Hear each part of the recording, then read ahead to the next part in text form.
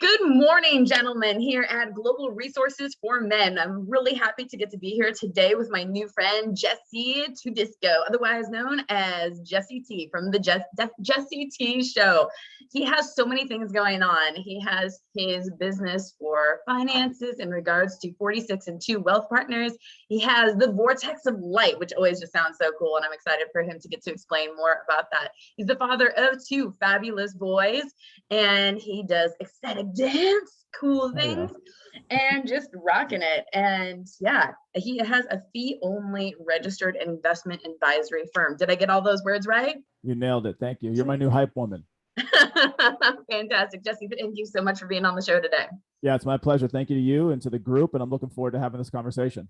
Awesome. So Jesse, tell us a little bit more about your journey. I remember in your bio, you saying something about you used to live in Boston, you were a little kid and you were just had this entrepreneurial spirit and like trading comic books and shoveling snow.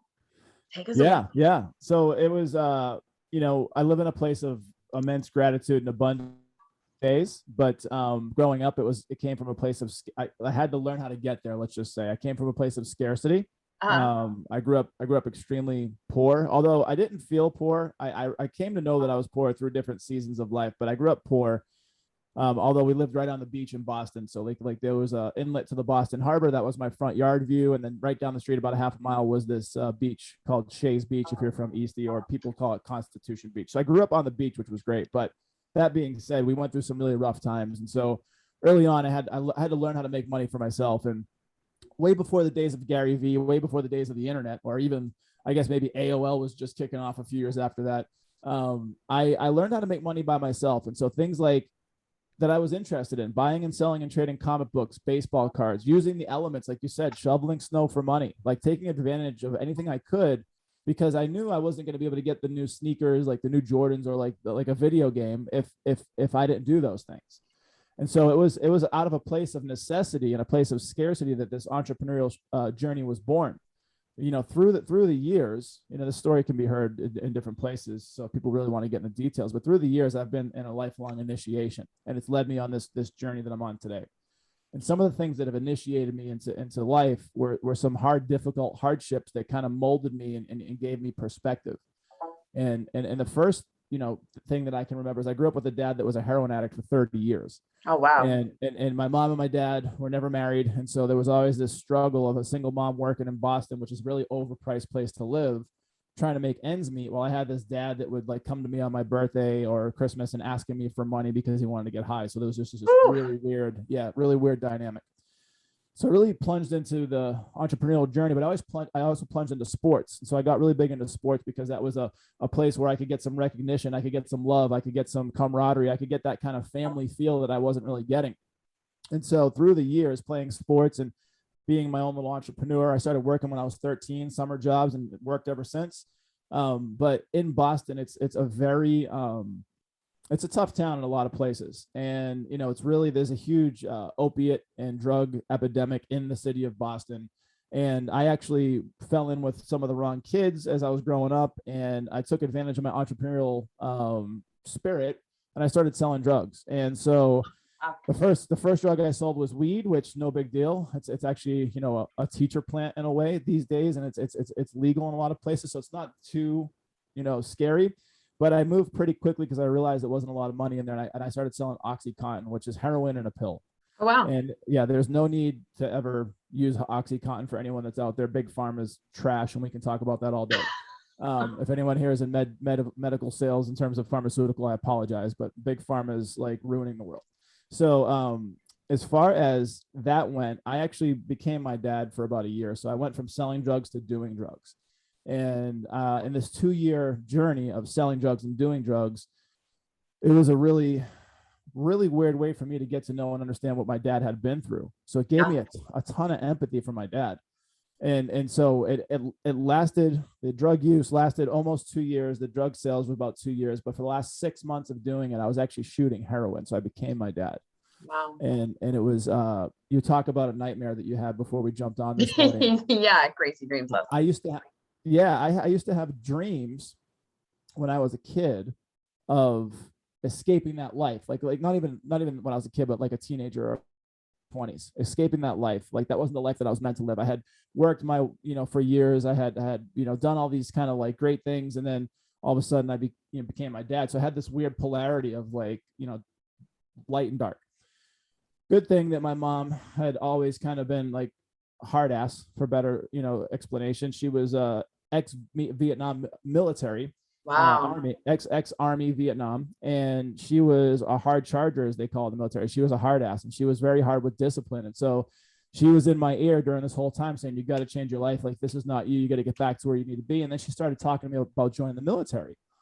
And my mom being Army, and my grandfather, my dad's side being World War II, I had this military influence in my life, but I never saw myself in there because I'm a rebel at heart. Like, I'm like, this is how I dress, like for client meetings, like backwards hat, t-shirt. Like, I'm just a regular dude. Right.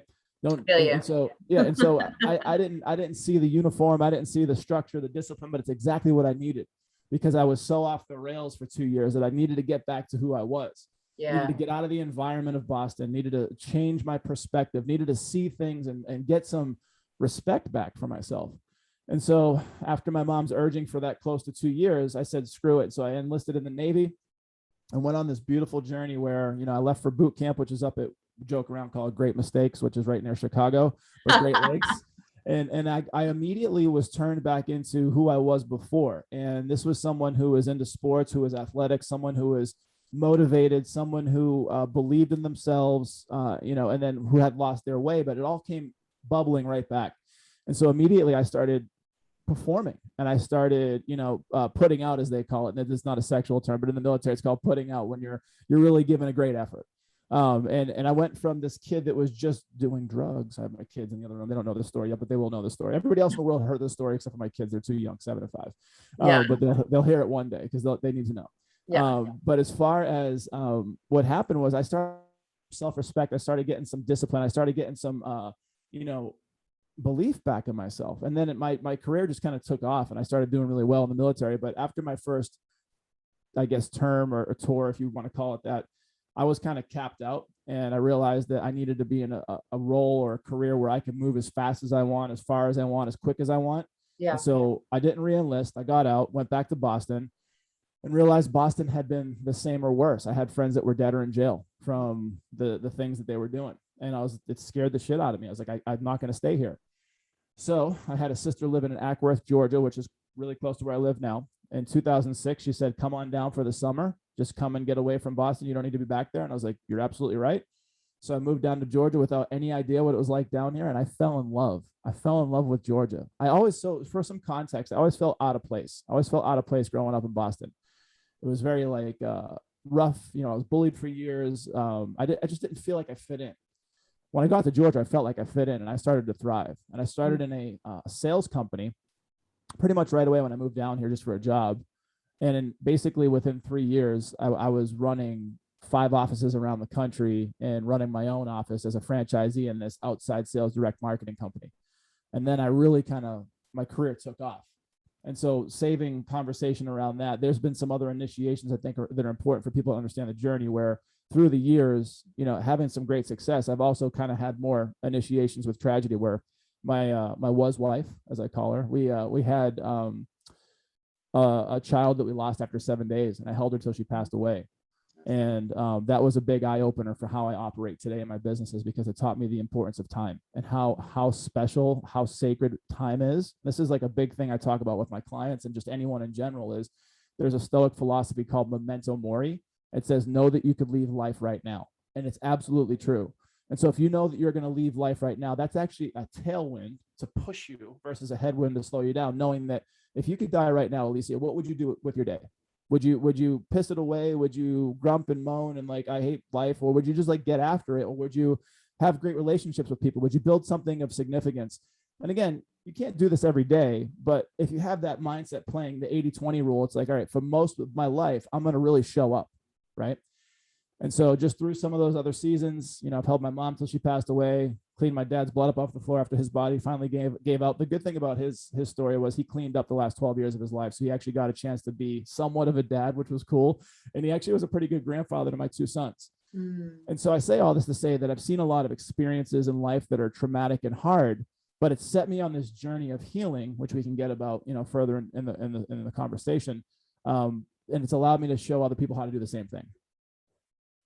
Thank you for vulnerably sharing all of that. Yeah. That's like a lot. Yeah, it's a lot. It's 39 years of life in 5 minutes. Yeah, exactly. Yeah. And you've just come so far. You've done so much with your life and been able to help so many other people like step into their truth and help them financially and otherwise. And the Jesse T show is incredible as well, because then you're connecting and collaborating with so many individuals that then bring more value. So tell us a little bit about that. Yeah. So I've been a seeker in my whole life, sometimes not the best way, but I've been a curious explorer. And that means that I'm a student at heart. And so I always wanted to learn how people, this even goes back to sports when I was a kid. Like if someone had the best jump shot, or if someone could tackle really well, or if someone had like this skill set that I admired and I wanted to adopt to my game, so to speak, I would spend time with them. I would learn from them. I would ask them questions, and I would kind of emulate what they were doing, whether it was training or nutrition or whatever it was. And so I always kind of had this like seeker student mentality. And when podcasts started to kind of come up in my periphery over the last years, I was like, wow, you can really learn what you want. You can learn business. You can learn relationships. You can learn about weird, interesting stuff that captivates you. And so I just was a really big student of guys like Tim Ferriss and Aubrey Marcus and Joe Rogan and these people that were out there doing these amazing things. And then I started getting this tug to share my story, the story I just shared with you, but I was embarrassed and I had a lot of shame. Like we have a lot of shame that we feel that other people will look at us a certain way if we tell them about something that we did in our life that wasn't great. Right. And so I kept on getting this urge in my chest. It really kind of like my heart chakra. I'm a little into spirituality stuff. And so it was like just really pulling me. And so I had a mentor named Patrick Tucker, who was an investment advisor as well. He's a fiduciary. We could talk about that as we get into it, what that means. But he was someone that I was getting coaching from to start my investment management firm, because I had grown from these different iterations of finance, from banking to State Farm agent to being an independent rep selling for a broker dealer to now being, doing my own thing. And he was advising me along the way, but he knew my story. And he's like, dude, you got to share your story. He's like, you also know a ton of amazing people, like share their story too. And I'm like, dude, I feel called, but like, what do I do? And then also David Goggins came into my life in terms of like social media. And do you know who David Goggins is? Sounds vaguely familiar, but I don't. Yeah. He's the hardest dude in the world in terms of mindset. He is someone who had a very crazy upbringing like I did, different ways, some similar, but different ways. And he shouldn't even be alive either. And he ended up going on like his worst, he was in the Air Force for 4 years. He got out, gained 100 pounds or so, became 300 pounds, was spraying for cockroaches on the third shift, like midnight to 8 in the morning, hated his life, would come home every morning with donuts and a chocolate milk, sit on his couch. And he started watching this TV show called Buds. And it was basically showing him Navy SEALs, which is one of the top special operations communities in the world. Some say it is the top, but it depends if you're like Delta or some other things. But anyway, so there's always a fun argument in the military, right? And so he's like, I'm going to do this. And so long story short, he ended up losing 100 pounds in 90 days. He went through Navy SEAL selection, Buds training 3 times back to back, which is unheard of, which took him 18 months and 6 months each go around. He broke his legs like every time. And by the third time, he duct taped his legs, and he still completed it with broken legs and like became this hard dude. I know, it's a crazy story. It's crazy. He went on to go like run ultra marathons, setting like world Guinness pull-up records, all based on his mindset. That's all he had was his mindset. And he was just a hard dude. And his whole thing, the reason why I tell you about him and Patrick is they were both, and David's story is like, he's got a book called Can't Hurt Me.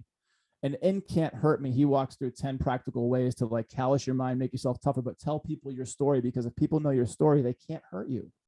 And so I was like, man, I have these people, like the teachers have appeared, the student is ready. And so I was like, shit, I'm just going to start a podcast. And this was a little over 3 years ago.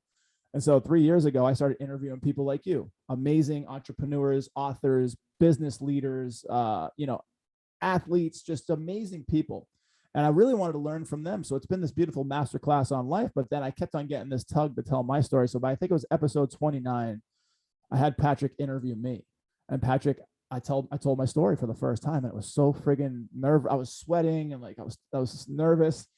But then as soon as I was done, I was free.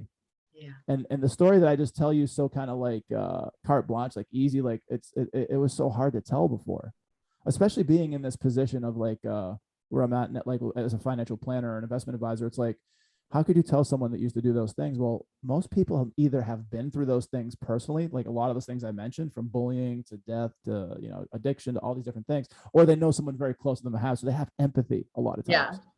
And I realized this, and I was like, holy crap. And it started bringing in the most beautiful people into my business, the most beautiful people into my life. And so that's what the podcast has done, is it's freed me from my own judgment, my own shame, and it's allowed me to heal. And then it's given people, I don't want to say permission, but it's given them the idea to do the same thing. Yeah. And so the podcast has been beautiful. Yeah, that's the podcast. Oh, that's fantastic. I've definitely experienced that same thing in my own podcast journey, and sharing stories about things that I had felt shame about, and just, yeah, giving other people permission to share their story by sharing your own is a really powerful thing. It's so healing. It's 360. It's healing for you and healing for the recipient of the story. And then they can share with you. Like, and I've always had, thankfully, and it works out in a lot of, like, because I do a lot of, right now you have me talking, but 90% of my job is listening. And in a conversation where people need to tell me about what's going on in their lives with their financial planning or anything, like, people have always just kind of opened up and told me everything. I create like a safe space for engagement and for listening. And then the same thing for the podcast. Like, there's been people that have come on the podcast that, like, in the middle of a conversation, like, I've never told anyone this, or they start crying. And it's like a beautiful, beautiful, it's a shared experience where I'm vulnerable, they're vulnerable. And for people, here's the thing, and this has been coming around the last few years, guys like Simon Sinek and a bunch of Brene Brown, all these other people, they talk about how vulnerability is courage. And it absolutely is, because it takes courage to share some of those things. But what it does is it starts to empower you. Yes. And honestly, you stop giving a shit. Like, I was the guy, I was in banking for years, and I had a suit for every day of the week for 3 weeks. I had 15 suits, like cufflinks, bow ties. I looked like a friggin' clown.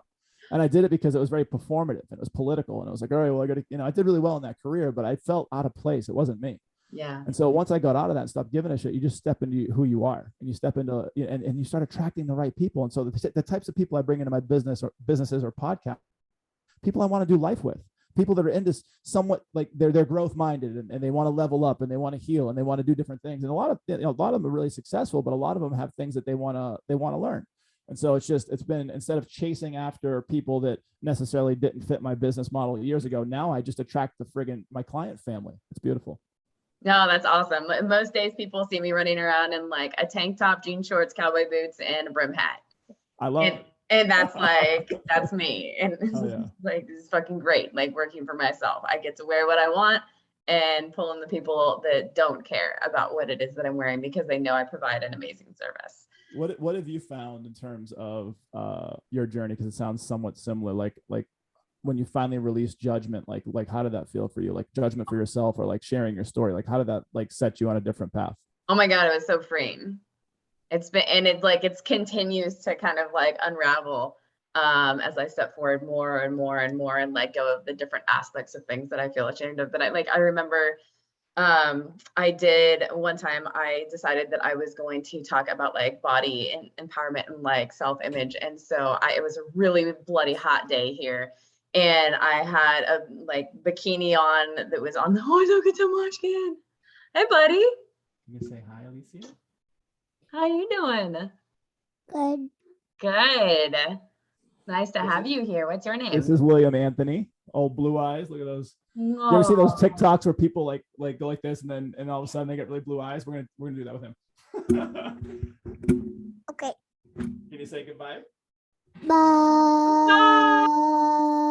Nice to meet you. That was good. Bye. He's a natural.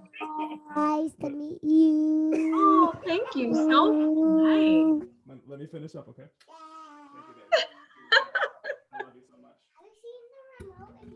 No, baby, I don't have it. Can you? Kiddos are so cute. God love them.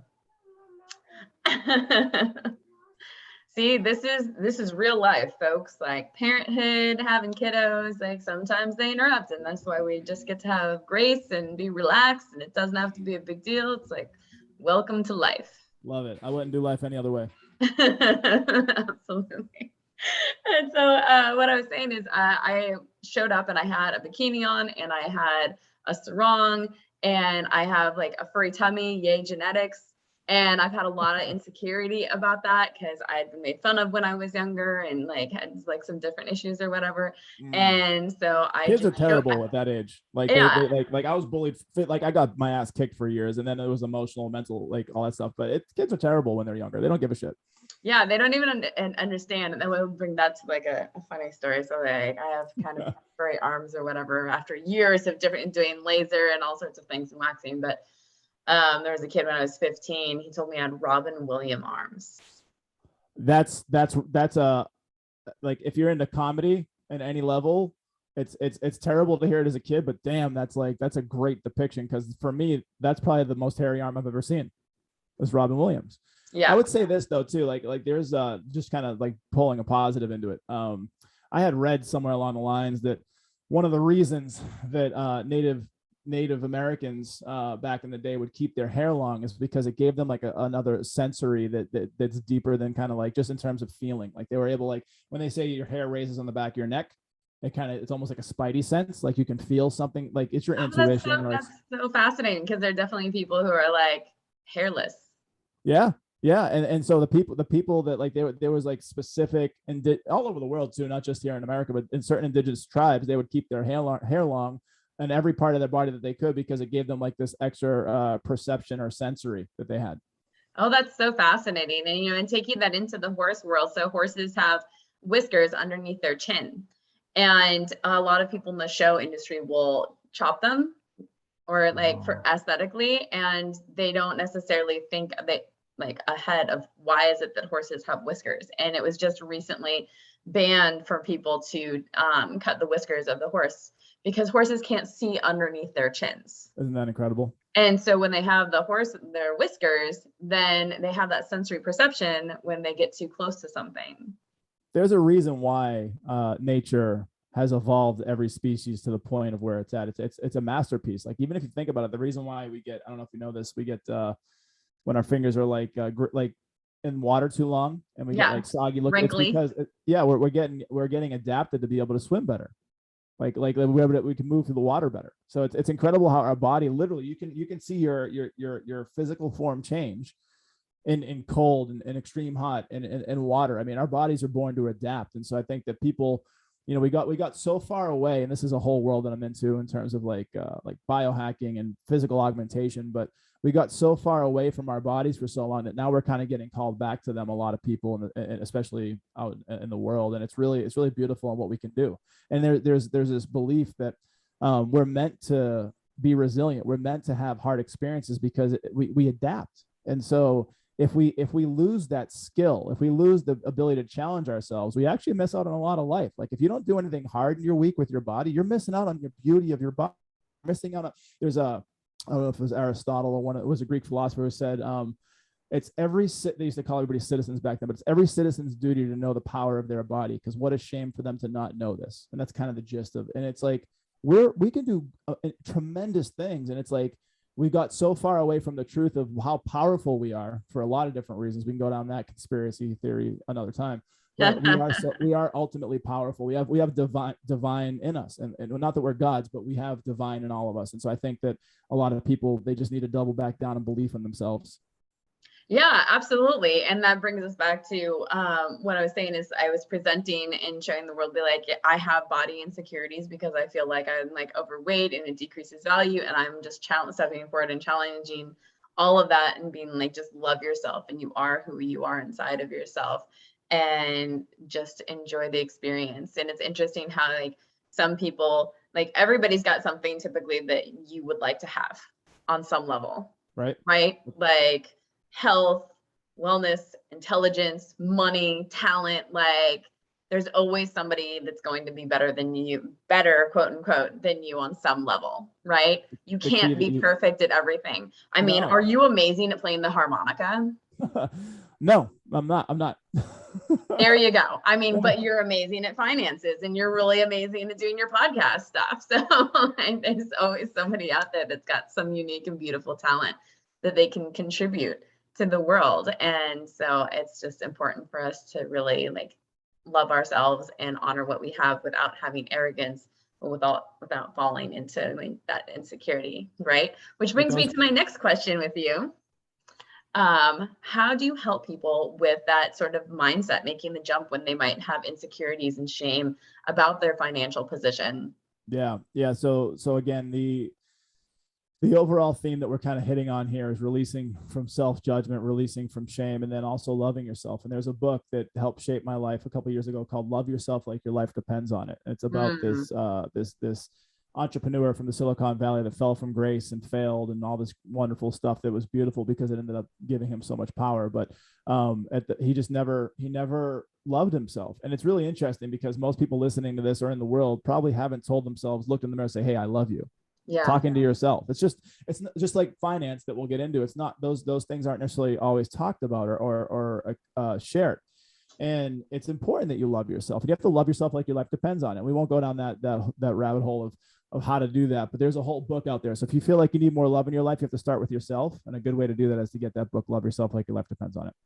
In terms of mindset's everything. Mindset is health and wellness. Mindset's relationships. Mindset's spirituality or religion. Mindset is finance. And so that's really where it starts. So whenever I talk with one of my new client family, members, is this, where's their mindset on finance? What have they learned? What do they know? And a lot of times you'll find out that even if people are making good money, they don't really know what to do with it. And, I know a lot of people that have high like incomes, but they're over leveraged with debt, or they're not letting their money work for them. And they're just like kind of chasing after these things that don't bring them joy. Like once you have enough stuff, it's time to like start paying for experiences or things that actually matter, right? Yeah. Helping people, giving back, whatever it might be that kind of is your thing. But I get into mindset stuff immediately with people. And a lot of stuff comes from psychology. So I'm a big devotee of Carl Jung. And Carl Jung is one of the, the fathers of modern day psychology and how a lot of things play into your daily life, and things like mother wounds and father wounds and archetypes and all the different archetypes that are out there from, warrior, magician, king. And this is both male and female. It's just there's these age old archetypes that are out there. And understanding who someone is really the first piece to teaching them and advising them on which way we need to go.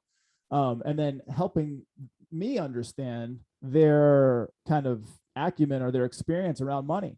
Do they have a scarcity mindset? Do they have an abundance mindset? Do they have a prosperity mindset? Like, where is their mindset around money? What do they know? And so me asking them a ton of questions, my onboarding process is amazing because I do a lot of I'm actually probably going to start adding astrology to it. But anyway, so I have different onboarding tools that help me get to know exactly who they are as a person. I have other tools that help me understand how they take action, which is super important in the financial planning business, because I want to make sure not only how to inspire someone how to take action, but more importantly, help them not take bad action. It's going to help them lose time or money they can never get back. Right. And then from there, I have other tools that help me understand their level of preparedness with investments or finances. And so basically I'm doing this huge onboarding so I get to know my client. If I don't already know them, that's the thing. Most of my clients in my business are people that I know prior to the coming in. They're more than acquaintances, they're friends, and or they're referred by people that I trust. So it's a really easy way to come in. And so from there, we start discussing all about mindset. We start discussing all about where they're at. And then from there, it goes through a ton of other stuff, which these are like play into steps of kind of how to build wealth. So it's all about getting to know each other. Do we like each other? And the three things I look for are the 3 Ps. And the 3 Ps are personality. Do we vibe on some sort of level? Do we like each other at some sort of level? Because if you don't like me for some reason, or you don't like the fact that I used to do drugs back in the day, and that's going to be like a thorn in your side, like we're not going to do well together. So we got to make sure we like each other. And then, which I don't usually ever have a problem liking people. So that's not a problem.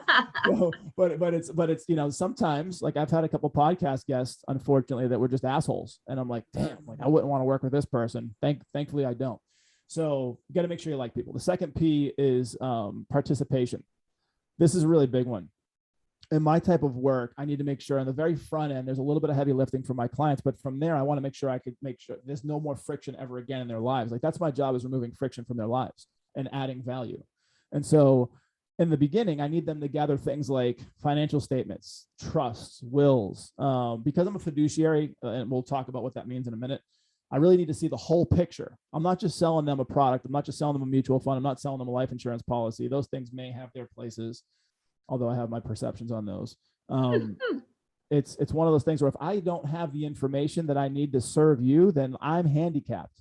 I cannot do it's like someone who wants to get fit. If you don't go put in the reps of the gym, if you don't do the right kinds of reps here eating, and if you don't get the sleep that you need, I'm extremely limited on our 1 hour training session a day of how much I can actually help you. And so it's really important for people to participate in the most extreme part for them is in the very beginning when I onboard them into the client family. And then the third P is profit. Are we going to make money together?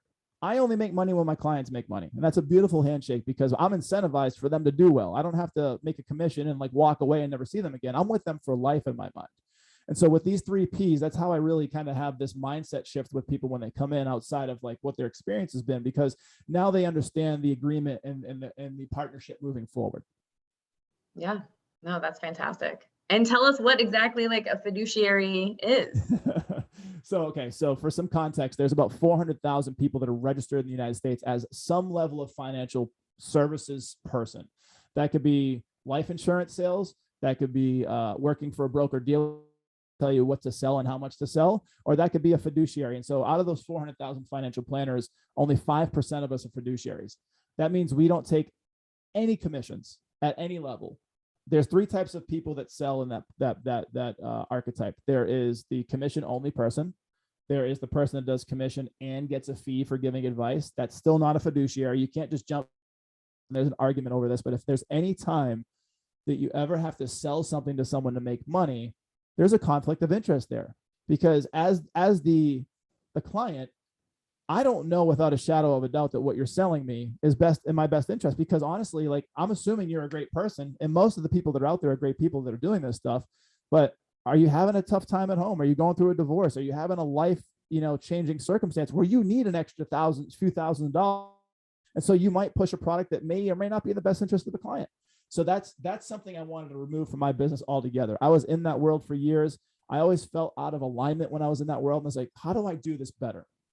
And so I became a fiduciary, and a fiduciary takes no commissions. If you're a true fiduciary, you take 0 commissions. And what you do is you get paid on advice. And so I get to advise people on where life intersects with money. If you want to build wealth, if you want to put your kids through school, if you want to start a business, if you want to keep more money, legally through different taxation strategies and say, fuck you to the man. Like that's where I live. And I love saying that to the man. So basically we help people keep more money, and we help people live well today. And we help people do really cool things that matter, because here's the thing. We've been lied to. The whole industry is set up to keep your money. Whenever you put your money with an insurance company, whenever you put your money like in these companies, they want to hold your money until you're 65, right? Until you can retire. But like I just told you, my whole experience has shown me without a shadow of a doubt that life's not guaranteed.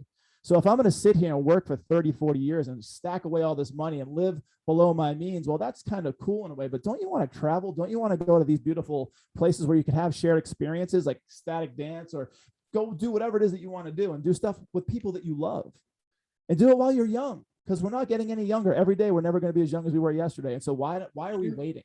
And so that's my whole mindset is help people live well now, very powerfully with their quality of life, but make sure they never run out of money. Make sure that they have the best of both worlds. And it's very possible.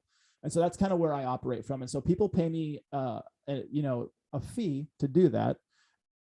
I manage investments too. So if people have portfolios, whether it's stocks, real estate, crypto, whatever they have, alternative investments, I get to manage those investments for them and make sure that they're powerful and whatever their goals are, align them with them. So that's how I operate.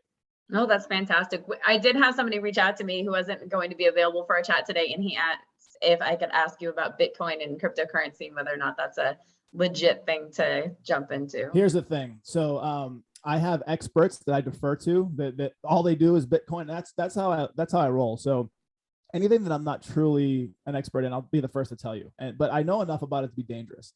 And so what I like about it is it's going to, and it has been, a very big disruption in a lot of ways. And I would love. Oh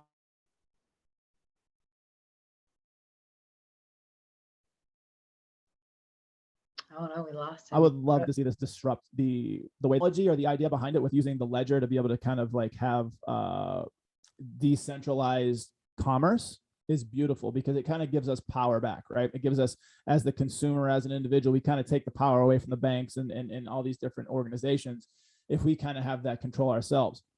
The only issue I have from a financial planning standpoint at this stage of the game is just kind of unproven, and it fluctuates so much. Where we have history with stocks, we've known since the early 1930s how the stock market works. With real estate, we've known for decades how that works. And real estate, I love real estate. And that's another thing too. if you're working with a financial planner that tells you they don't like real estate, is because they don't get paid on it. And I don't get paid on it, but I can advise on it, and I get paid for advice. So I'm like, if you like real estate, let's friggin' get you some real estate. And this is how we do it. And so I would just say that cryptocurrency, I believe, is here to stay. I believe we're going to see many iterations and evolutions of it. But I believe the underlying technology with the blockchain is really going to be disruptive for the world in a really good way. So I do advise certain clients that are like, because some clients are just hell bent on crypto. And then we have a conversation and we find out where that hell bentness comes from, because it may not be a good place. Or if it is, well, then I'll guide them into getting crypto. So I'm a fan of it if it makes sense for that individual client. That's fantastic. No, I really appreciate you diving into that. Yeah. For some people out there who might not necessarily understand the terminology, can you just briefly dive into centralized banking system, decentralized banking system, and blockchain? Yeah. So blockchain is the underlying technology that supports Bitcoin or any, because Bitcoin is just like one type of cryptocurrency. Blockchain is the underlying technology that supports cryptocurrency. And it's a ledger system where basically every transaction is documented. And it's the technology itself is, I can't even wrap my mind around it, but what I've read and what I've heard from different people, it's extremely disruptive. And it's so centralized banking and just kind of banking in general. If you think about it, all these huge banks are funded and they work through the Federal Reserve. And this is controlled by government entities. That Boston almost came out for a second. So these government entities, it kind of goes back to like what we're seeing right now in the world. Like, does the government have our best interest at heart? And depending on we can have a conversation offline about this. You got to really question authority. And these types of companies, you look at a bank, and I worked in a bank for years. You go to a bank, and this is why people need a lot of advice. They like, oh, I got a few $100,000. Let me go open up a certificate of deposit where you take your money and you leave it in a bank for 2 to 5 to 10 years. And you get, if you're lucky back in the day, 2% return on your money, which is gross. So if you put 2, you get your money back for 2. And this was, now you can't even find that rate. So getting 2% back in the day was good. And now your money's locked up for years and it's illiquid. If you try to take the money out, they penalize you and you lose a portion of your money. And so what's happening with these banks is not only do you have your money, and these are like companies too, same exact thing. They take your money, but then they also make money on your money, and they make more money than you do. So they turn around and they lend it back out to people for an 8 to 10% or a 20% rate, whatever they put it out as. And so now the banks only survive because of our money. So what if we never gave our money to a bank? It's like if we never gave our money to a business, they would cease to exist. And so we're the ones with the power. And that's what I love about blockchain and crypto in general, is because we really kind of have a lot of power in it. And shaking the system and the status quo is, we need to do that. And so that's kind of the centralized banking model. That's kind of the banking model. What were the other 2 parts that you asked? Yeah, the centralized versus decentralized banking system. Yeah, basically we have the power, and there's no one main source of power when it's decentralized. And we can get away from the normal traditional banking system, because I've worked in different banks that people have heard of their names before, and banks that are local banks, maybe they haven't unless they're local. And I'll just tell you, it's like my one piece of advice when it comes to that is like, find a local bank, find like a credit union or something that's really small, hometown bank, because the people in the bank, they tend to care a lot more about you than like a Wells Fargo or Bank of America where you're just a number. And you want to work with people that can actually do stuff. Like when I was a branch manager, I was really good at making stuff happen for my clients, and they would always come back to see me. It was all about service. It was relationship banking. That you always hear about relationship banking, and like there's no more relationship in banking. It's really weird. And so like, go to a banker or branch manager that can help you, that can actually do what they say they can do, and skip out on the big banks. And that's kind of that rebellious mentality of what crypto does and what the blockchain does. It takes away from the power of the big guys and gives the power back to the little guys, which is 99% of the world. Oh, that's fantastic. So like when they're looking at getting a fiduciary or a financial planner, like how much time should people think about? Like, is it something that they're just going to have one meeting with you? Is it going to be 6 months, a year, a lifetime? Like, what are many people kind of stepping into? There's no time frame. And I would say, listen to your intuition. I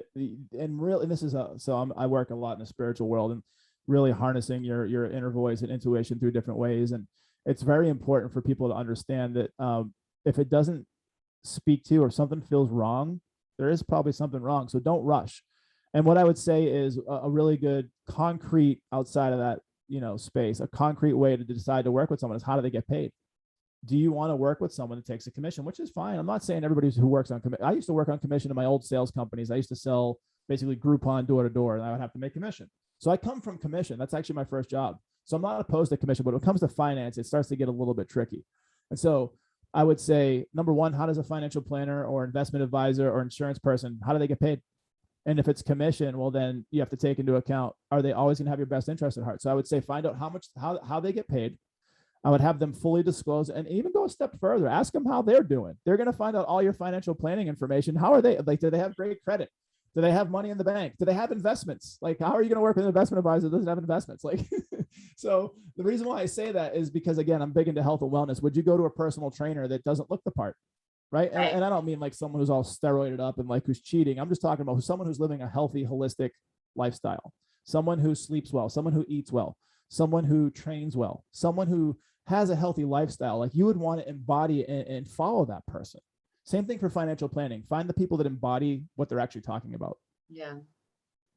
No, that's fantastic. And do it when it's right.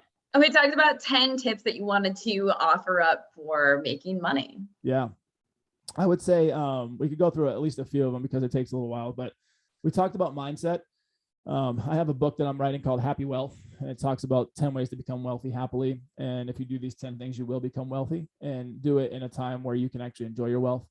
The first one was mindset. We already talked about that. And so without really diving back deep in that, it's just having the right mindset, having the right understanding around time. Time is the most important commodity we'll ever have. Relationships is the most important currency, right? So time and relationships. And if you don't look at time the right way, then that's going to screw up your financial planning, because everybody thinks they have 80, 90, 100 years to live. But again, I had a 7-day-old daughter that passed away. So you're not guaranteed anything.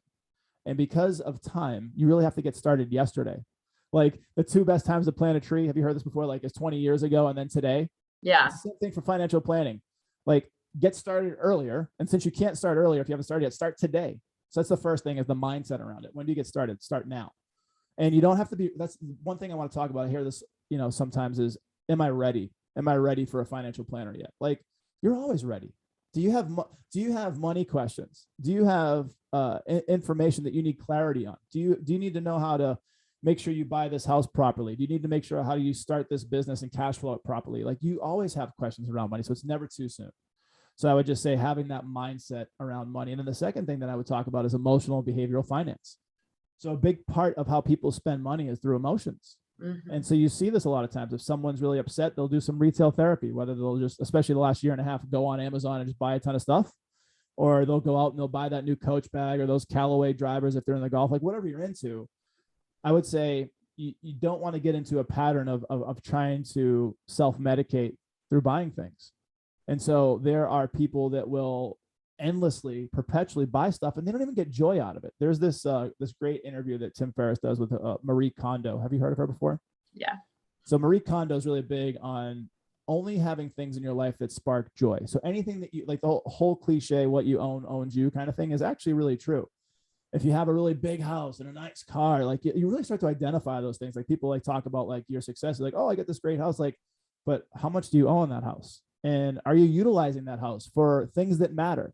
Cooking for friends and family, having people over to, entertain, like having shared experiences there.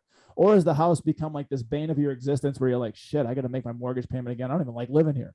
So it's like, you really have to make sure that the things that you have bring you joy. And I would even go as far to say, minimalize. Like there's a great book called Essentialism, and only having things in your life that you just kind of really need. Like, don't have more than you need. And that goes into a whole bunch of other stuff like, greener earth and whatever. But I would just say looking at money a different way with the mindset, but also managing your emotions and also rewarding yourself. The flip side to that is, I'm not telling people that they just need to like live like monks. That's not the whole point of this whole conversation.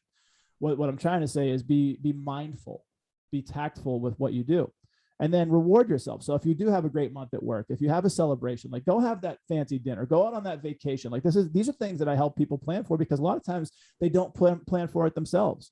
I was talking to someone the other day, and they were talking about how when they start their week with just planning all their business stuff, business. And I'm like, well, when did you block out time for the personal stuff? And like, I didn't. I'm like, why?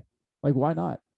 And so once you get to a place, you need to block in the personal stuff first. You need to block in the family time, the health and wellness time, the vacation time, whatever that is. And I really help people look at things a little bit differently where they're actually enjoying their life. And so the mindset and the emotional kind of behaviors are the first kind of anchor points to really get into the nitty gritty, to get into things like we'll talk about cash flow right now. So cash flow is the bedrock of any business or any, family's financial plan.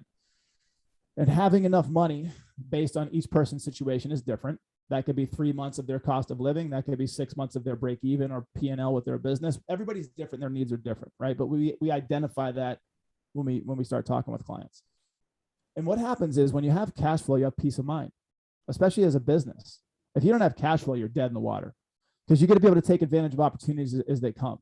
And if you don't have money that you can go to for a marketing or for a new product or for a new client, for whatever you got to do, you're screwed. And so the biggest thing I start off with people in conversation is how's your cash flow? Because here's the thing. I know people that make $1 million plus a year, but they're broke. They have all these nice things and they have this great lifestyle, but they don't have any cash. And it's like, well, all right, so we got to fix this. And so what we start doing is we identifying where they're putting their money. And so a really quick tip, like an actual practical tip that people can take home for free advice is take your last 3 months bank statements. This is a couple psychology wise, a great couple of practices. So take your last 3 months bank statements from online banking, print them off, have a hard copy of it. You want something tangible, so it's like real, and go through your bank statements and carve out the last 3 months and say, what have I been spending on entertainment, dining out, the extras, right? And then what is my cost of living? What do I need to spend money on, from rent or mortgage to insurances to whatever it is, cell phone, utilities, like the backbone of what you need every month. And take what you need to spend every month versus what you've actually spent, put the two together. And a lot of times you'll see, let's say you're only supposed to spend $5,000 a month on just your cost of living. A lot of people are like 10, 15, $20,000. It's crazy, whatever the number is, right? And so now you have this huge overage of what's actually needed to be spent. So what I would say is take that overage for easy math. Let's say your cost of living is $5,000 a month. Let's say you're spending $5,000 over that on just other things you're not tracking. Take $5,000, which is extra money that you're spending over your cost of living, and cut it in half. Keep $2,500. Keep living your life. Keep going on vacations. Keep, buying stuff from Amazon, like whatever brings you joy in this moment. And then take that other $2,500, cut that in half. So that's 25 and 25%, and take 25% of that money and then put it into a savings account. So you're building cash flow. And then take the other 25% and put into an investment that you like or that you're advised to put it in: stocks, real estate, crypto, whatever. And so now what you've done is you haven't actually changed anything except for maybe your spending habit. And now you're paying yourself 3 different ways. You're paying your break even every month that you're supposed to pay. You're living your life. Actually, it's 4 ways. So you're paying your bills. You're living life to a quality that's still within your standards. You're just not overspending. And now you're paying for your investments and you're saving money. And so these little practical tips that people just gloss over, like, can really change the game. Just that one tip alone, if someone really actually took that and sat down with that and did that for 90 days after they looked at their prior 90 days, they would have more cash flow. They would have more peace of mind. They would have strength. And that's where you operate from in the very beginning, is the foundation, is you operate from strength. So that's the first thing I would say, is look at your cash flow. That's awesome. Yeah. Yeah. So we could jump. I guess you want me to just kind of go through a few of them? Yeah, you just go. Yeah, okay. just you can run through them really quick, and then Yeah. if people want to reach out to you to have you elaborate on the 10 different tips or whatever, then they Yeah. can totally do Yeah, that. we probably won't hit all 10, but I'll just kind of go through them. So mindset, emotional, behavioral, finance, cash flow, then debt, right? So debt is important because you can leverage debt. And a lot of wealthy people know how to leverage debt. A lot of people use other people's money. They do it the right way, right? Because if you're using other people's money and it's hurting you, that's not the game. So whether that's, taking out loans to buy, investment properties, or, obviously if you have enough cash, that would be great to do that, but you don't always want to use your own money to do certain things like that. So there's paying off debt and there's leveraging debt. Depending on someone's financial situation or their goals, there's ways to do both. And so we'll just start off with the most common way, like how to pay off debt.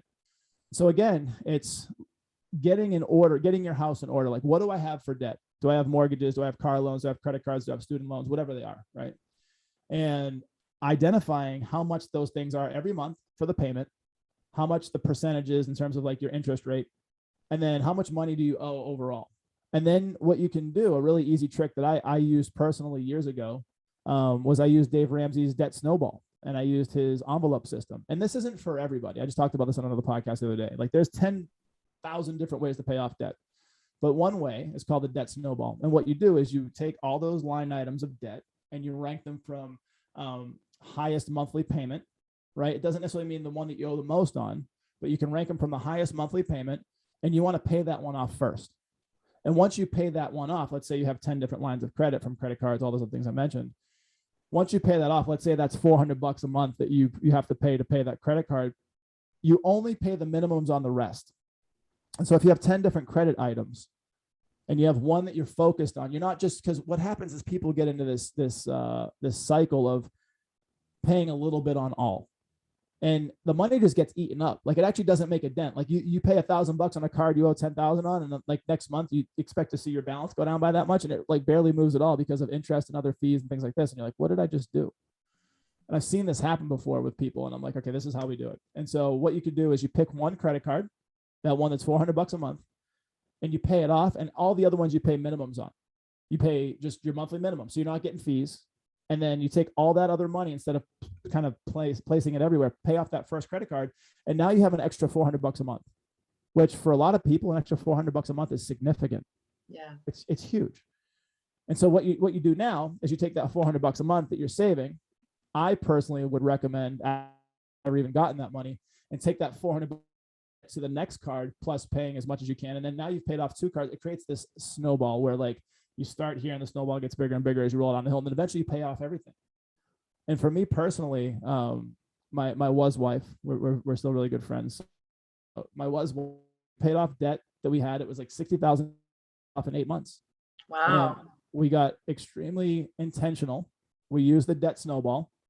Along with the debt snowball, we used an envelope system, which is basically where you put cash into specific envelopes like groceries or utilities, and you put in the exact amount. So this is kind of a good add-on to that first experience that we talked about with the cash flow, where you do the 90 days. This ties perfectly together. Once you know what your cost of living is, you build out these envelopes where you put cash in. This is very restrictive, and it's not for everybody, right? But it's for some people, and it's very meaningful. And so you put out these envelopes, and you only spend what's in the envelope. So if you have like dining out's like $150 a month. Well, as soon as you spend that $150, you don't pull from anywhere else. You just don't dine out anymore for the month. Like, this is like you're building these habits. And so with Debt Snowball and with the envelope system, we paid these debts off. We didn't have to get extra jobs. We didn't have to go sell anything through Craigslist. We just changed our habits. We changed our behaviors, which goes back to the second topic. And again, this is aggressive for some people. Some people can handle it. Some people, like, want this and need this. But there's dozens of other ways to pay off debt. So I would say, looking at your debt, not letting it run your life. And then once you get to a certain point, you can start leveraging debt and like using it to build assets, which is a good conversation to talk about next. So owning assets is a great way how wealthy people stay wealthy and get wealthy. So whether it's real estate, that's a huge one. Most wealth has been transferred in this world through real estate. I would say that if people are interested in real estate, whether it's, rental properties, their commercial properties, whether it's fix and flip, buy and hold for appreciation and cash flow, whatever it is, there's a number of different ways to do real estate. I'm a huge fan of doing real estate. And I would say that if someone's called to do it, you need a few people in your life. You need someone who is amazing with finance. They can advise you kind of on how to do these things if they have a specialty in real estate. You need someone like a CPA or a tax person that can help you with some of these transactions, because once you start doing multiple properties in a year, there's certain things you got to look for. There's things like setting up LLCs to kind of cover your ass. So like, for your properties, and that's a whole nother conversation. And then there's, what do you do with the investments, and like, what do you do? How do you manage this portfolio? And so for a lot of people, real estate has been a way that they get wealthy, and it can create passive income. Like, once you do some of the work up front, it can literally be like a way to make money while you're sleeping, which is the goal. So part of becoming wealthy is learning how to not trade time for money. Part of becoming wealthy is having money like being generated while you're sleeping. And Warren Buffett said this. I used to be a fan, like a student of Warren Buffett, but he said that if you don't find a way to make money while you're sleeping, you'll work until you die. Yeah. And that's powerful. That's like, do you want to work? Can you work until you die? Your body changes. As much as like we want to think that nothing's going to happen, we really got to plan for these things. And if you can set something up now while you're younger, while you're healthier, you won't have to worry about this when you get older. And then you won't have to worry about government support or going to work a job that sucks and missing out on your golden years, which I believe your golden years is, every year, but you know, they say your golden years, right? So really kind of getting mindful about these things. And this real estate also plays, these are like, in my mind, different forms of asset classes. And so then you could do crypto. Crypto's a whole nother thing. There's alternative investments like precious metals and all sorts of different stuff. Then there's traditional investments where I play a lot in, which is stocks, bonds, ETFs, like all these different vehicles to help people make money now. And what I would say is for people, you want to buy assets, and you know, everybody's different. Some people have a short-term philosophy. Some people have a long-term philosophy. Some people are kind of situational. They take advantage of corrections in the market, whatever. But at the end of the day, the more assets you can own, the more lines of revenue that you can create outside of you trading time for money, you're going to get wealthier faster. And this is all about not just making money, but it's about doing it the right way and being happy doing it. Yeah. So let's see. I'll go through. Okay, so this is one of my favorites. So starting a business. So I have 3 businesses that generate multiple revenue streams, and it's something where I've had to fail a bunch of times. And failure in my mind isn't really what people think it is. So like I would only fail if I've actually quit, right? Like yes. when I fail, I learn from my failures and I get better for the next thing. And so this is, you know, I started 4 businesses before 46 and 2 Wealth Partners, and all but one of them were not successful. So I only had one that was really successful. And the other 3 were like, meh, they're okay, but like not great. They weren't home runs. And one was a flop. And it was like, all right, well, if I just stopped there, then I would never be doing what I'm doing now. And so now what I do is I have 3 businesses that generate multiple revenue streams each. And I had to build that out. And because I'm an entrepreneur at heart, like this stuff calls to me. So if you're an entrepreneur, the easiest way to get started is by doing something that you're good at and that you love. And the easiest way to do that is consult. And so if someone is in health and wellness, I keep going back to this. If someone's in health and wellness, they can advise people online. You don't even have to have like definitely don't get a brick and mortar when you're just starting out, because that's like a huge money pit.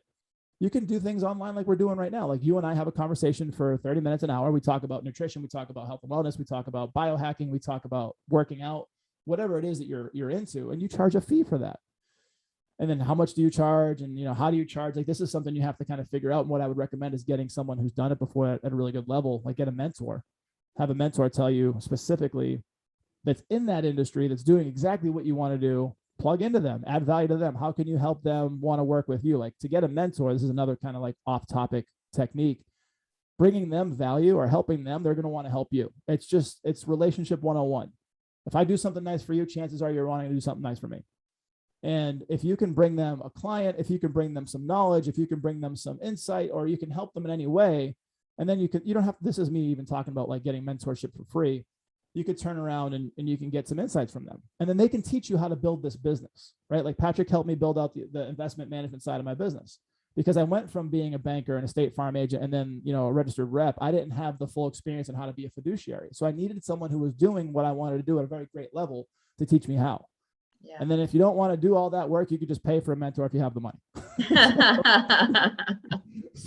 But here's the whole point that I'm telling you, you're paying for someone's advice. You're going to seek for someone's advice. Well, then once you have that information, you turn around and you do the same thing. So what Patrick was doing for me was he was role modeling for me how to do the same thing for my clients. As a mentor to me, not only was he teaching me about the finer points and technical stuff, but he was teaching me how to charge people for consulting because he was charging me for it. Right. So I was like, all right, well, this is how this works. I see. And now because you can, a lot of times you can play at the level that you've seen. So like if you, because I'm in this business of facilitating retreats for people, spiritual retreats for people that have all these healing things in the weekend that we do. But because I do retreats myself and I go to other people's things and I've spent X amount of money on their retreats, well, now I know how to do it in my retreats because I believe in it and I've seen it and I've done it. So for me to charge someone $12,000 for the year to be a part of this retreat, well, I've done that too. So at least I could play at that level. So that use that same information that you get from the things, experiences that you've had to implement into your business. Yeah. And so when it comes to running businesses, there's all sorts of beautiful things. There's legal loopholes. We're incentivized as entrepreneurs to take advantage of things through taxation, take advantage of different, write-offs that we can get as business owners. And as soon as you can have a business entity that you can have money come through and do all sorts of beautiful things with, well, now you can start building another line of revenue outside of trading time for money. And I have a buddy right now who's a client who's contemplating like leaving his 9 to 5, so to speak, to take what he knows to go start a consulting business. And we talked about it from a tactical standpoint, there's a few different ways we can do it. And utilizing the tools that are out there, and even just being aware of them, and how to set up a company, how to do taxation through the company, how to move money through the company legally, how to do different things. I mean, people a lot of times set up companies. You can buy a car through a company and write off a portion of the car. Like, there's all these techniques that you can do. It's just being aware of them. Absolutely. And even like working from home, being able to write off part of that, if that, like, you use a certain like square footage of your home for business, which every people are doing these days. Up in Delaware, a lot of companies incorporate in Delaware because in Delaware, there's no sales tax. And businesses that have high sales tax, right? They don't want to pay sales. And even down, like, I've heard about like somewhere in the Bahamas, and I have to look more into this, but basically, like, if you set up one company and this other company you set up down there, and like you sell the intellectual property, and you can write off like all your companies, and like there's like crazy ways to be able to keep more of your money legally. Like, this is how the rich people do it. Like, why not take advantage of what they're doing, right? And it's not doing anything illegal. It's not doing anything shady. It's just using tax code and tax law to your benefit. Yeah. I mean, the tax law books are fairly large. They're awful. There's always new stuff every year. Yeah. They're crazy huge. And it's important to understand that, you know, like, as laymen, we're not going to have the knowledge literally of all the things that we can ethically do within the parameters of the law to be able to keep what we have. Yep. Legally too. Like, do it the right way. And here's the beauty about businesses too. If this is, you know, someone wants to start a business, and there's a whole way to kind of scale. And the beauty about a business is once you create a tax ID number, and once you create the right business entity behind it, whether it's an S Corp, LLC, C Corp, and it's done properly, well, now you have another entity outside of yourself that can generate revenue. And you have another entity that helps you insulate yourself and protect you from things like the IRS. They won't come after you personally if done right. So that's important. So like, there's these like beautiful things you can set to kind of protect yourself. And so outside of that, there's, you know, insulating yourself from the IRS. There's insulating yourself from like lawsuits. Like, God forbid you're in a business where you may get a lawsuit thrown against you. If you have a business set up properly, well, they can't come after your personal stuff. So there's a way to protect yourself. So even thinking about in those terms, people have to start thinking differently, where they don't operate from like a standard of like, I have to do everything. Everything's on me. Like, you can actually curate and build autonomous things that like live and breathe and help you through your journey. And so whether it's real estate, whether it's businesses, whether it's any other ways that you bring in lines of revenue, I would just say that making sure that you're doing it efficiently, making sure you're doing it while you sleep. Like, these are the ways that people get wealthy. That's fantastic. So many different things. Yeah. Well, Jesse, I want to be mindful of your time. You've been so generous today with sharing your personal story and giving some excellent tips for the guys out there that they can utilize. If anyone has any questions for you and would like to pursue you as a fiduciary, how can they find you?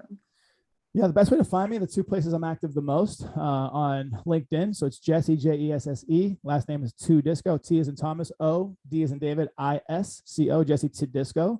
And follow me. I'll follow you right back on LinkedIn. Drop me a DM. I'm big on voice notes. So if you want to send me a voice note on LinkedIn, that'd be great. And if not LinkedIn, you can hit me on Instagram. It's at Jesse, Jesse _T, which is T-E-E.